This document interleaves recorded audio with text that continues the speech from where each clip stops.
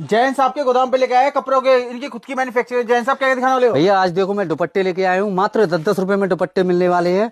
और बच्चों के कपड़े हैं अपने यहाँ, मात्र देखो 15-15 रुपए से स्टार्टिंग हो जाती है बड़े भैया। इस तरीके से फैंसी 15 रुपए, ये देखो 20 रुपए। इस तरीके से बच्चों की जींस देखो 25 रुपए में मिल जाएगी। इस तरीके से देखो मात्र 20-20 रुपए में मिलने वाला है भैया। हाँ, ये देखो बड़ों बच्चों की जींस थोड़ी है ना 25 रुपए 30 रुपए में स्टार्टिंग हो जाती है अपने यहाँ। इस तरीके से देखो मात्र 30-30 रुपए में स्टार्टिंग हो जाती है भैया। ये देखो मात्र बच्चों की सेट 15 रुपए से स्टार्टिंग है। ये देखो बच्ची की फ्रॉक वगैरह दोनों सेट मिलेगा आपको मात्र 40 रुपए में। 40 रुपए। लोवर की बात करते हैं तो मात्र 45 रुपए से स्टार्टिंग हो जाती है। 0 साइज के बच्चों की बात करते हैं तो मात्र 12-12 रुपए से स्टार्टिंग हो जाते हैं भाई। इस तरीके से देखो मात्र 15 रुपए में मिलेगी ये देखो मात्र 40 रुपए की है बात।